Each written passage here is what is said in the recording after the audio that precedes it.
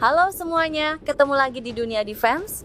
Di tengah dinamika modernisasi militer dan persaingan teknologi semakin nyata, Indonesia tidak tinggal diam. Sebuah kendaraan tempur baru mulai menarik perhatian. Bukan karena sudah diproduksi massal, bukan karena sudah dikerahkan di medan operasi, tetapi karena pesan strategis yang dibawanya. Ada satu pertanyaan yang mulai ramai dibicarakan. Apakah Indonesia benar-benar sedang menyiapkan babak baru dalam industri kendaraan tempur nasional? Jawabannya mengarah pada satu nama Anoa 3, generasi terbaru kendaraan tempur roda 6x6 karya PT Pindad, tapi mari kita luruskan sejak awal. Anoa 3 bukan produk massal, belum, ia masih berstatus prototipe pengembangan.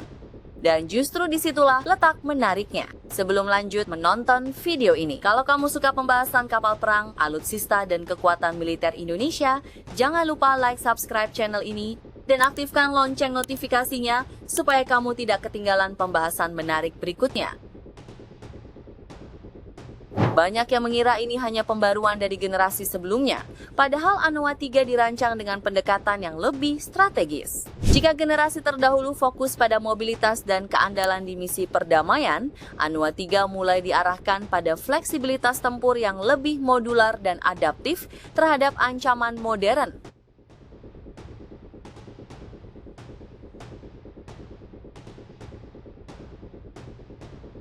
Anoa 3 dapat dipasangi sistem Remote Control Weapon Station dengan senapan mesin berat kaliber 12,7 mm. Namun yang membuatnya berbeda adalah kemampuannya untuk dikonfigurasi dengan meriam otomatis 20 hingga 30 mm. Artinya, platform ini tidak hanya cocok untuk patroli atau pengamanan, tetapi juga memiliki potensi menghadapi ancaman lapis baja ringan, dan yang terpenting, seluruh sistem dikendalikan dari dalam kabin. Operator tidak perlu mengekspos diri keluar kendaraan. Dalam konteks survivabilitas modern, ini adalah peningkatan signifikan.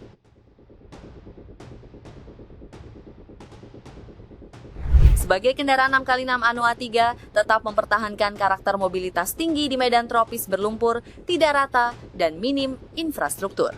Perlindungan balistiknya juga ditingkatkan untuk menghadapi ancaman kaliber besar dan serpihan artileri.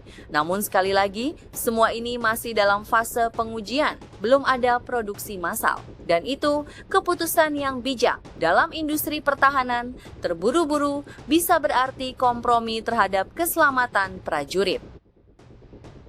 Yang menarik dari Anoa 3 bukan hanya soal spesifikasi teknis. Kehadirannya adalah bagian dari upaya Indonesia mengurangi ketergantungan impor alutsista. Di Asia Tenggara, kemampuan memproduksi kendaraan tempur sendiri bukan hanya soal kebanggaan nasional. Itu adalah indikator kemandirian strategis. Apakah ini langsung mengubah peta kekuatan kawasan?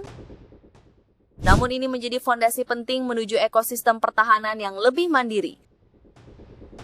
Proyek seperti ini tidak hanya soal teknologi. Sinkronisasi anggaran, kebutuhan operasional TNI, kesiapan produksi, dan kesinambungan riset menjadi faktor penentu apakah Anoa 3 akan benar-benar masuk lini aktif dalam jumlah signifikan. Harapan besar memang ada, tetapi validasi akhir tetap menjadi penentu. Jadi, apakah Anoa 3 akan menjadi game changer?